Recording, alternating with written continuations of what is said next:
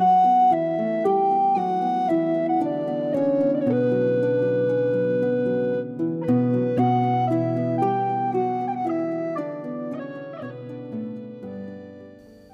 বন্ধুরা, আরএস গল্প কথায় আপনাদের সবাইকে স্বাগত।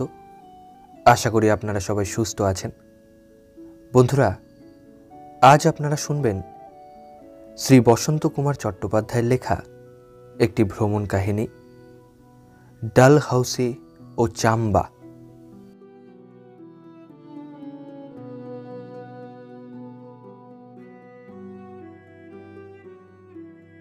ডালহাউসি যাইব বলিয়া এক নিধাগের অপরাহ্নে আমরা লাহোর হইতে যাত্রা করিলাম। বাসা হইতে যখন বাহির হইলাম তখন 8টা বাজিয়া গিয়াছে, কিন্তু লাহোরে তখনও সন্ধ্যা হয় নাই। মোজাংয়ের বস্তি পার হইয়া মল বা ঠান্ডি সড়ক অতিক্রম করিয়া আমরা স্টেশনের রাস্তা ধরিলাম। সমস্ত দিন প্রবল গ্রীষ্মাভিতপ্ত হইয়া প্রদোষকালে নাগরিকগণ অগণিত টাঙ্গা এবং মোটরকারে চড়িয়া বায়ু সেবনার্থ লরেন্স গার্ডেন উপবন অভিমুখে চলিয়াছে। টাঙ্গাগুলি ঢং ঢং শব্দ করিয়া ছুটিয়াছে, মোটরের হর্ন অনবরত বাজিতেছে। কচিত কোনো মোটর অত্যন্ত কর্কশ ও উদ্ধত চিৎকারে পদাতিকগণকে সচকিত করিয়া বিদ্যুৎ বেগে ছুটিয়া যাইতেছে। যখন স্টেশনে পৌঁছিলাম তখনও ট্রেন ছাড়িতে অনেক বিলম্ব। ধীরে সুস্থে টিকিট করিয়া পুল দিয়া বিশাল লাহোর স্টেশনের প্ল্যাটফর্মগুলি অতিক্রম করিয়া ট্রেনের নির্দিষ্ট কক্ষে আশ্রয় লইলাম। ডালহাউসি হিমালয় পাহাড়ের ওপর একটি শৈল নিবাস। ইহা লাহোরের উত্তরে অবস্থিত। লাহোর হইতে পাঠানকোট পর্যন্ত 100 মাইল রেলে আসিতে হয়। পাঠানকোট হইতে ডালহাউসি পর্যন্ত 52 মাইল পার্বত্য পথ মোটর বা টমটমে আসিতে হয়। ডালহাউসি গুরুদাসপুর জেলার অন্তর্গত একটি মহকুমা। ডালহাউসির চারিদিকে চাম্বা রাজ্য। পূর্বে ডালহাউসি পাহাড়টিও চাম্বা রাজ্যের অন্তর্গত ছিল। স্থানটি স্বাস্থ্যকর বলিয়া ইংরেজ সরকার চাম্বারাজ কর্তৃক দেয় রাজকর কমাইয়া তাহার পরিবর্তে স্থানটি অধিকার করিয়া লইয়াছেন। ডালহাউসির অন্তর্গত বিভিন্ন স্থানের উচ্চতা 6500 ফিট হইতে 8000 ফিট, অর্থাৎ স্থানটি প্রায় দার্জিলিংয়ের সমান উচ্চ। ধওলাধর নামক হিমালয়ের অন্তর্গত চির তুষারাবৃত শৈলশ্রেণী হইতে যে সকল শাখা পর্বত বিভিন্ন দিকে নামিয়া গিয়াছে তাহারই পশ্চিম দিকের পাহাড়ের ওপর ডালহাউসি অবস্থিত। এই ধওলাধরের শিখরগুলি 17,000 থেকে 18,000 ফিট উচ্চ। ইহার একদিকে চাম্বা রাজ্য, অপরদিকে কাংরা, প্রাচীন নগরকোট রাজ্য। রাত্রি 10টার পর আমাদের ট্রেন ছাড়িল। অমৃতসর পর্যন্ত মেন লাইন ধরিয়া আসিয়া অমৃতসর হইতে পাঠানকোট পর্যন্ত ট্রেন শাখা লাইনে চলিল। যখন পাঠানকোট পৌঁছিলাম তখনও প্রভাত হয় নাই। প্রভাত পর্যন্ত ট্রেনেই বিশ্রাম করিলাম। পাঠানকোট গুরুদাসপুর জেলার অন্তর্গত হিমালয়ের পাদদেশ স্থিত একটি তহসিল। এখানে যে সকল প্রাচীন মুদ্রা পাওয়া গিয়াছে তাহা দেখিয়া কানিংহাম স্থির করিয়াছেন যে প্রাচীনকালে উদুমবরেরা এখানে বাস করিত। তাহারা পুরাণোল্লিখিত ত্রয়ী গর্তের সহিত সংশ্লিষ্ট ছিল। তাহাদের রাজধানী ছিল নূরপুর। পাঠানকোট হইতে কাংরা যাইবার পথে প্রাচীন নূরপুর দুর্গের ধ্বংসাবশেষ এখনও দেখিতে পাওয়া যায়। নূরপুরের রাজপুত রাজাদের উপাধি ছিল পাঠানিয়া। তাহা হইতেই পাঠানকোট নামের উৎপত্তি। পাঠানকোটের 15 মাইল পূর্বে ডেরা নানক নামক স্থানে শিখ ধর্মের প্রবর্তক নানক শেষ জীবনে বাস করিতেন। এইখানেই তিনি দেহত্যাগ করেন। পাঠানকোটে স্নান এবং জলযোগ সারিয়া আমরা মোটরে উঠিলাম। দেখিতে দেখিতে ক্ষুদ্র নগরটি ছাড়াইয়া গেলাম। পথের দুই ধারে সুবিন্যস্ত বৃক্ষশ্রেণী, দূরে আকাশের গায়ে পর্বতশ্রেণী দেখা যাইতেছিল। পাঠানকোট হইতে 6 মাইল দূরে আসিয়া একটি পথ কাংরা অভিমুখে, অপর পথ ডালহাউসি অভিমুখে গিয়াছে। এইবার সমতল ভূমি ছাড়িয়া পার্বত্য প্রদেশে উপস্থিত হইলাম। হিমালয়ের পাদদেশে যে অনুচ্চ শৈলশ্রেণী হিমালয়ের সহিত সমান্তরালভাবে বিস্তৃত আছে তাহা শিবালিক পাহাড় নামে পরিচিত। বাংলাদেশে শিবালিক পাহাড় দেখা যায় না, হরিদ্বারে দেখা যায়। আমরা ক্রমে ক্রমে শিবালিকের 2টি শ্রেণী অতিক্রম করিলাম। আমাদের মোটর অনবরত আঁকিয়া বাঁকিয়া চলিতেছিল, কখনো ওপরে উঠিতেছিল, কখনো নিচে নামিতেছিল। চারিদিকে পাহাড়, পথের ধারে কোথাও গভীর খাদ দেখা যাইতেছিল। এক স্থান হইতে বহু দূরে পর্বতের ক্রোড়ে রাবি নদীর প্রবাহ দেখিতে পাইলাম। ঝন্ডোয়াল, ধর প্রভৃতি ছোট ছোট স্থান অতিক্রম করিয়া বেলা 9টার পর আমরা দুনেরায় উপস্থিত হইলাম। এ পর্যন্ত পথ অতিশয় আঁকাবাঁকা। দুনেরা পাঠানকোট হইতে 29 মাইল এবং ডালহাউসি হইতে 23 মাইল। এখান হইতে ডালহাউসি খুব বেশি রকম চড়াই, তাহার উপর পথ অতিশয় সংকীর্ণ। এজন্য 2টি মোটর পাশাপাশি যাওয়া বিপজ্জনক। সকাল 8টা হইতে 11টা পর্যন্ত এই পথে মোটর নামিতে পারে, কিন্তু উঠিতে দেওয়া হয় না। 11টা হইতে 2টা পর্যন্ত মোটর উঠিতে পারে, নামিতে দেওয়া হয় না। এজন্য দুনেরার ডাকবাংলোতে আমাদিগকে 2 ঘন্টা অপেক্ষা করিতে হইল। বেলা প্রায় 11টার সময় উপর হইতে মোটর ও লরি নামিল। তখন আমরা উঠিতে আরম্ভ করিলাম। মোটর বহু আয়াস সহকারে পাহাড়ের পাশ দিয়া ঘুরিয়া ঘুরিয়া ওপরে উঠিতেছিল। এক একটি পাহাড়ের শীর্ষে উঠিয়া আবার একটু নামিয়া অপর একটি পাহাড়ে উঠিতে লাগিল। এইভাবে বাকলো, নাইনিখত, ঢান্ডিয়ারা ও ভানিক্ষেত অতিক্রম করিলাম। বাকলোতে গোড়াপল্টনের একটি ছাউনি আছে। ভানিক্ষেতে প্রাচীন নাগ দেবতার মন্দির আছে। এখানে আষাঢ় মাসে একটি বড় মেলা বসে। আমরা যে পাহাড়গুলি অতিক্রম করিলাম সেগুলি প্রস্তরময় এবং প্রায় বৃক্ষলতাদিহীন। পথের ধারে বহু নিম্নে একটি স্রোত প্রস্তরাকীর্ণ পথের উপর দিয়া ঝিরঝির করিয়া বহিয়া চলিয়াছে।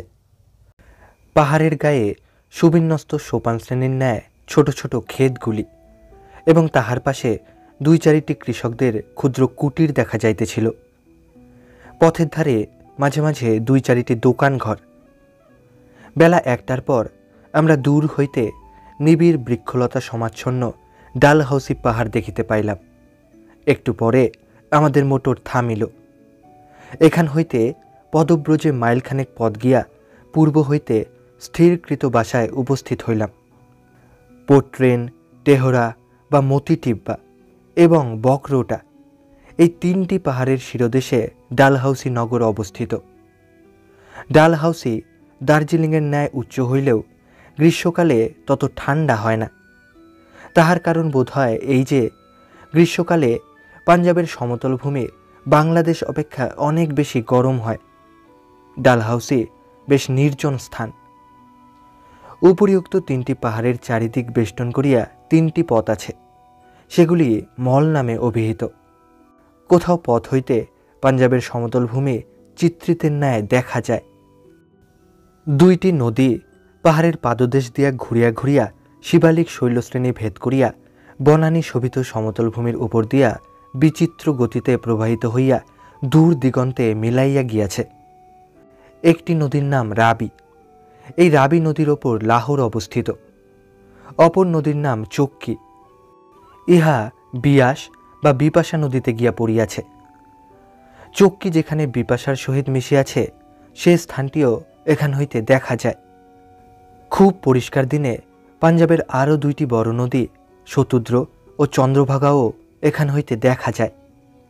কখনো কখনো বর্ষার মেঘমালা দক্ষিণ হইতে ভাসিয়া আসিয়া এই সুন্দর দৃশ্যটি ঢাকিয়া ফেলে।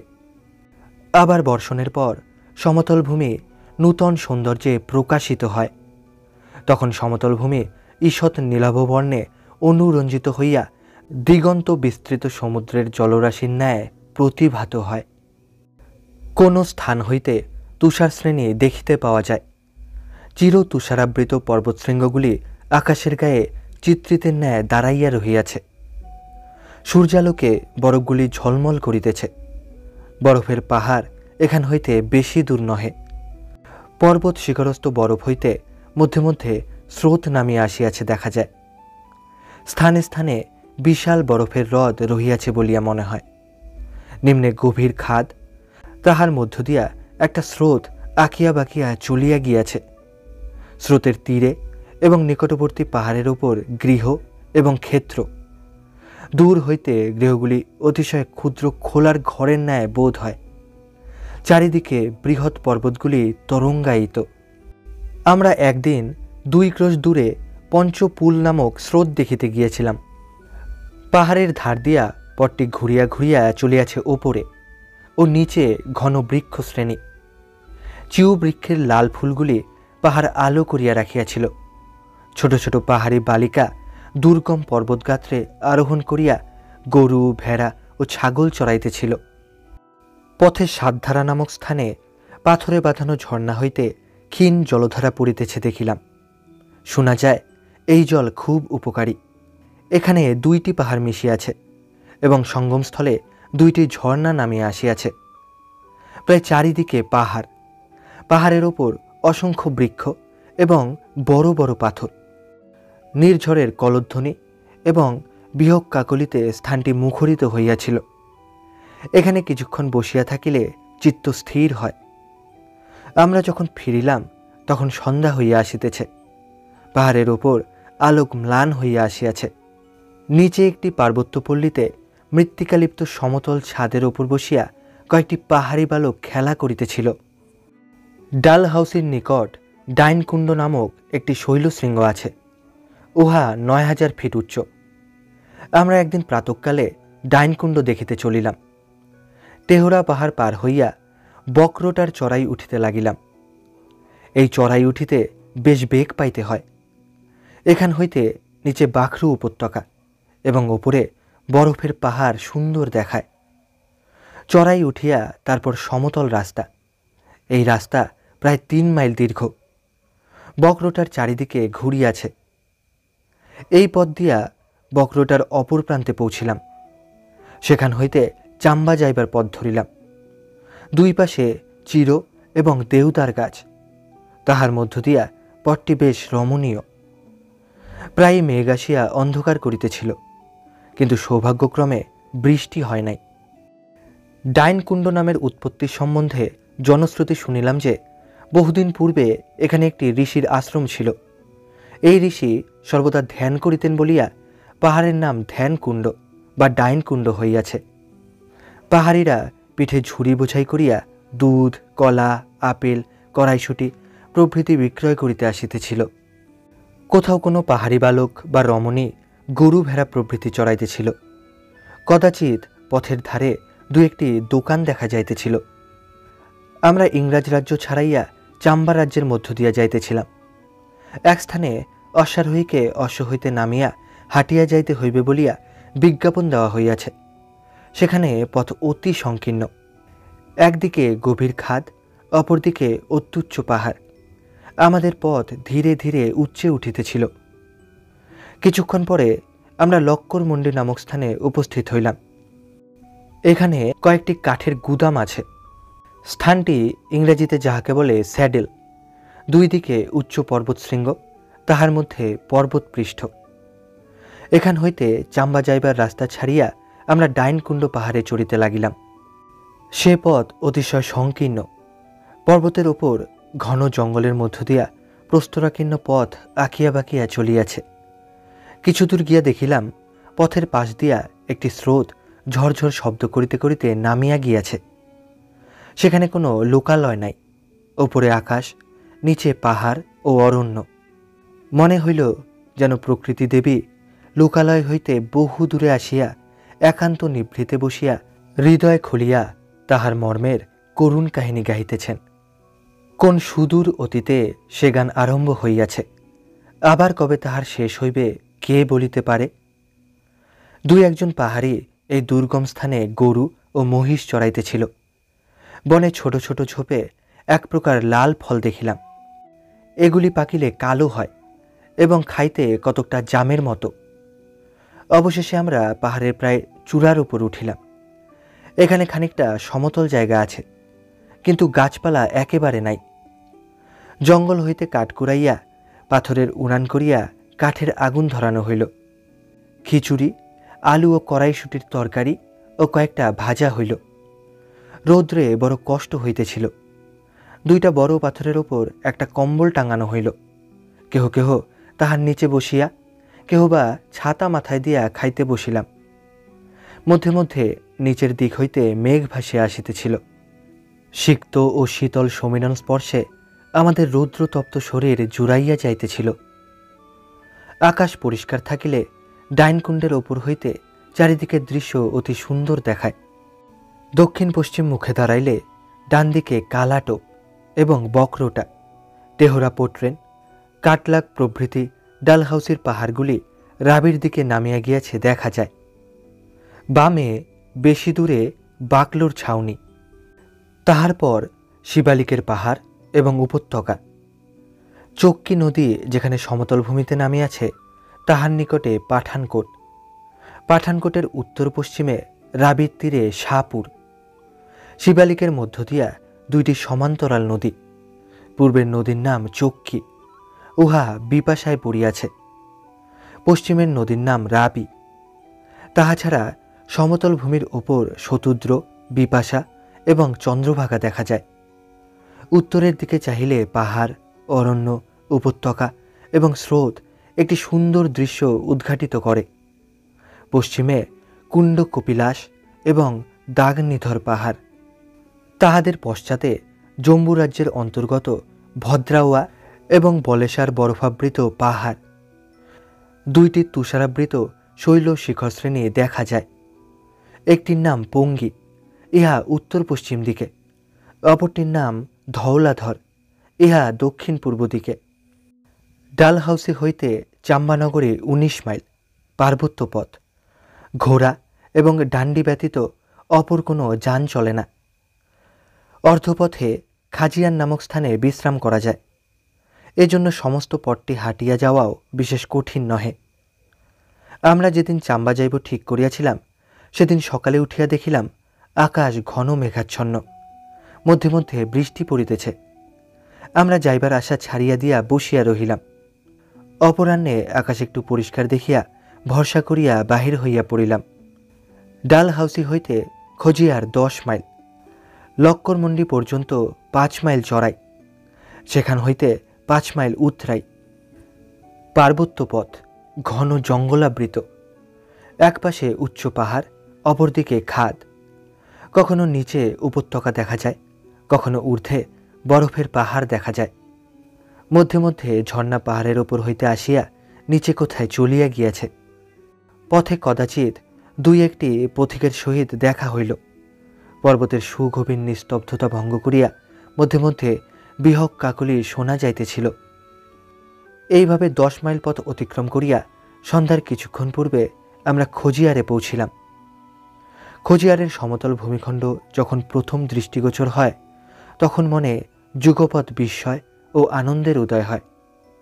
চারিদিকে পাহাড় দিয়া ঘেরা কিঞ্চিত সমতল ভূমিখণ্ড মধ্যস্থল অভিমুখে ঢালু হইয়া গিয়াছে। পাহাড়গুলি ঘন বৃক্ষরাজি সমাবৃত।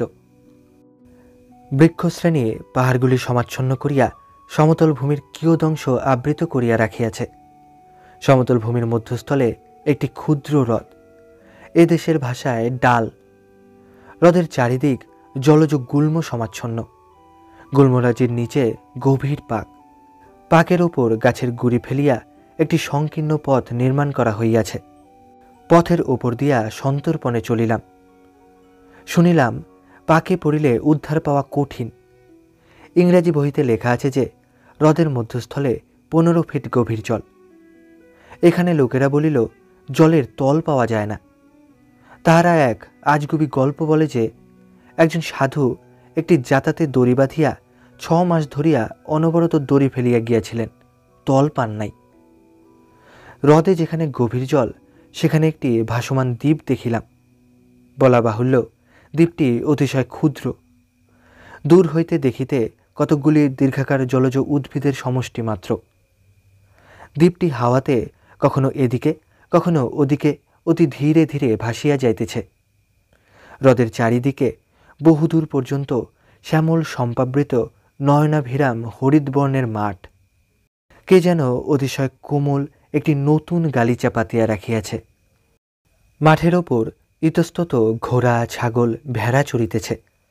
মাঠের মধ্য দিয়া চাম্বা যাইবার পথটি আঁকিয়া বাঁকিয়া চলিয়াছে। পথের ওপর দুই চারিটি পথিক ভিজিতে ভিজিতে চাম্বা অভিমুখে চলিয়াছে। কাহারও মাথায় বা পিঠে বোঝা, কেহ বা গরু ভেড়া ও ছাগলের দল লইয়া চলিয়াছে। হ্রদের অনতিদূরে একটু উচ্চে একটি মন্দির।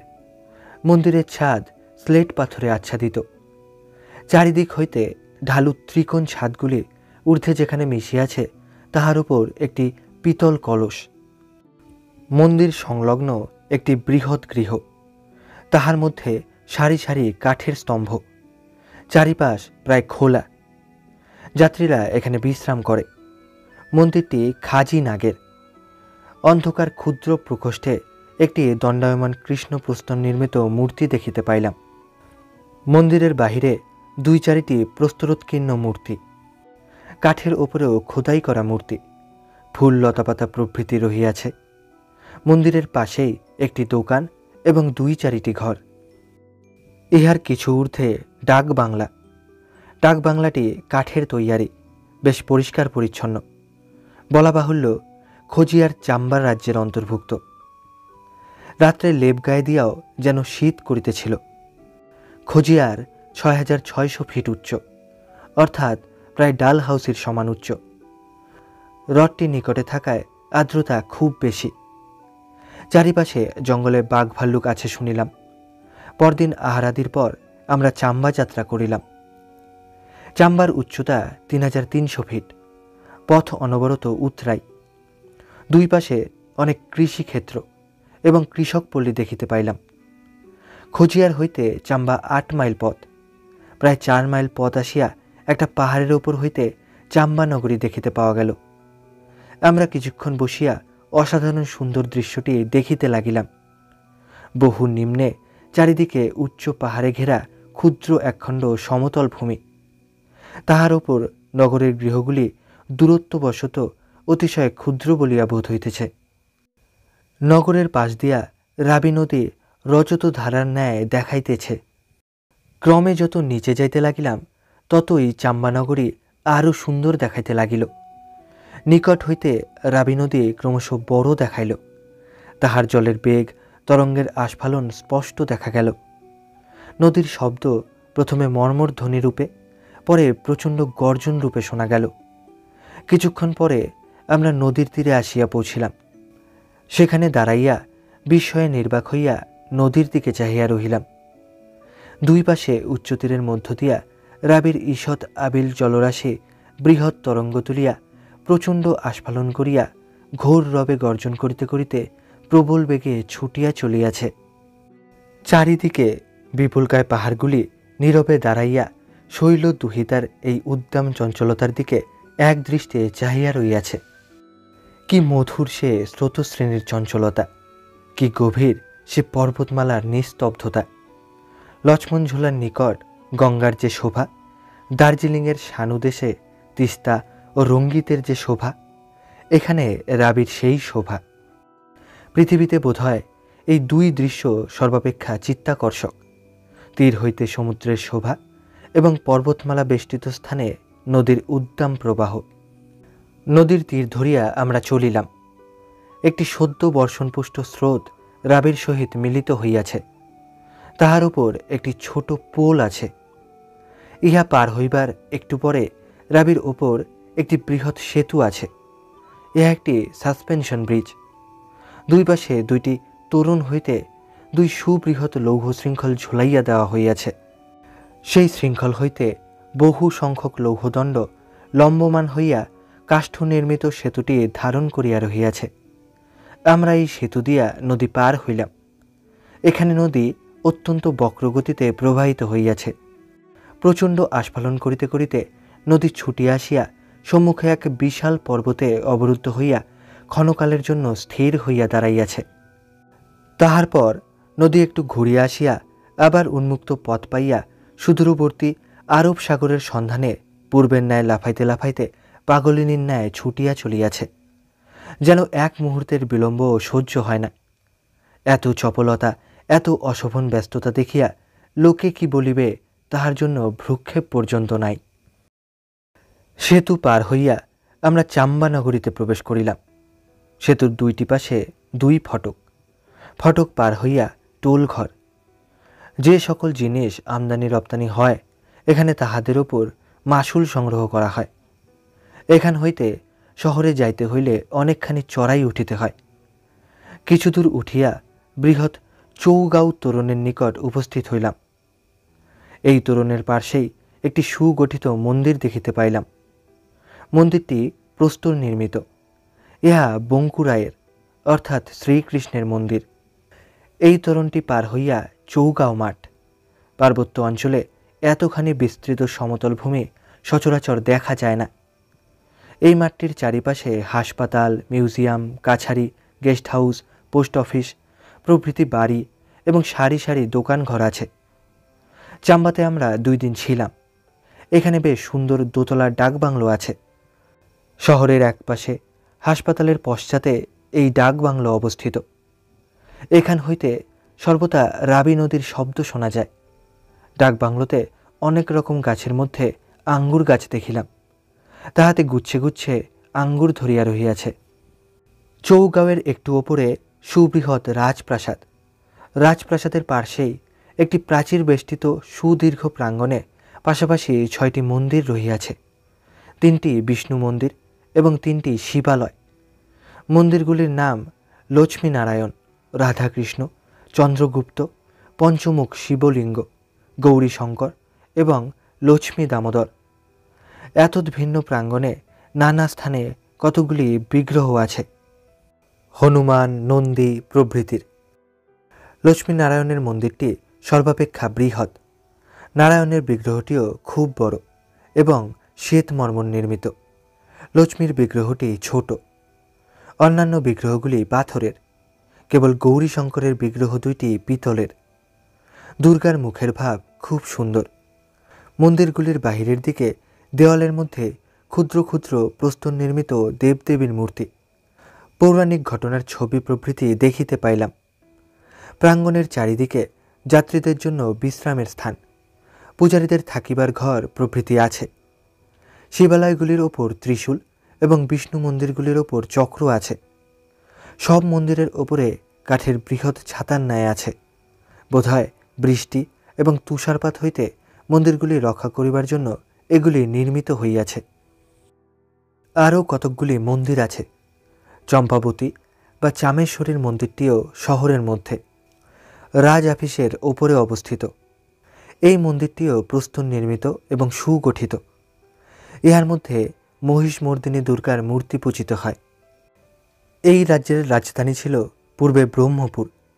920 খ্রিস্টাব্দে রাজা সোহেল বর্মা রাজধানী ব্রহ্মপুর হইতে চাম্বাতে আসেন। রাজার কন্যা চম্পাবতী এই স্থানটি মনোনীত করিয়াছিলেন বলিয়া নগরীর নাম হইল চাম্বা।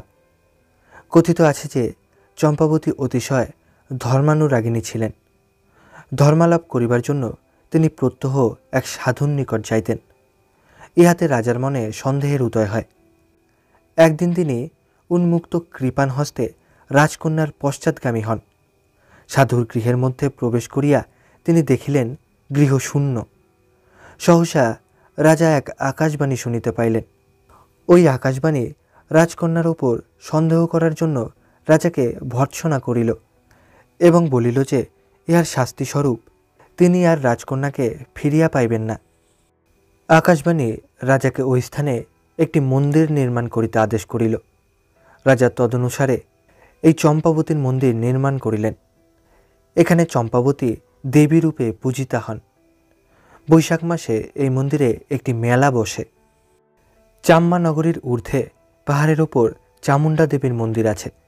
পাহাড়ের ওপর সুদীর্ঘ প্রস্তরময় সোপানাবলী আরোহণ করিয়া এই মন্দিরে যাইতে হয়। এই মন্দিরে উঠিবার পথে নরসিংহের মন্দির আছে। চামুণ্ডার মন্দির এবং নরসিংহের মন্দির পার্বত্য প্রথায় নির্মিত। এগুলি অনতি উচ্চ ক্ষুদ্র গৃহবিশেষ। মধ্যস্থলে একটি কক্ষ, যাহার মধ্যে বিগ্রহ থাকে। চারিদিকে বারান্দা। বারান্দার উপরে ঢালু ছাদ, কাঠ বা স্লেট পাথরে নির্মিত। চামুণ্ডার মন্দিরে প্রস্তরময়ী কালী মূর্তি, এখানে পশু বলি হয়। এই মন্দিরের নিকট দাঁড়াইলে বহু নিম্নে নগর, চৌগাঁও মাঠ, রাবি নদী এবং চারিদিকের পাহাড় বেশ সুন্দর দেখায়। চাম্বানগরের নিকট পাহাড়ের ওপর আরেকটি মন্দির আছে। এই মন্দিরের উৎপত্তি সম্বন্ধে একটি করুণ কাহিনী শোনা যায়। রাজধানী যখন ব্রহ্মপুর হইতে চাম্বাতে স্থানান্তরিত হয়, তখন চাম্বানগরের জল সরবরাহের জন্য সরব নামক স্রোত হইতে শাহমাদার পাহাড়ের ওপর দিয়া একটি প্রস্তরের পয় প্রণালী নির্মিত হয়। কিন্তু জল এই পয় প্রণালীতে চলিল না। ব্রাহ্মণেরা বলিলেন, হয় রানী নয় তাহার কোনো পুত্রকে বলি দিলে জল এই প্রণালীতে চলিবে।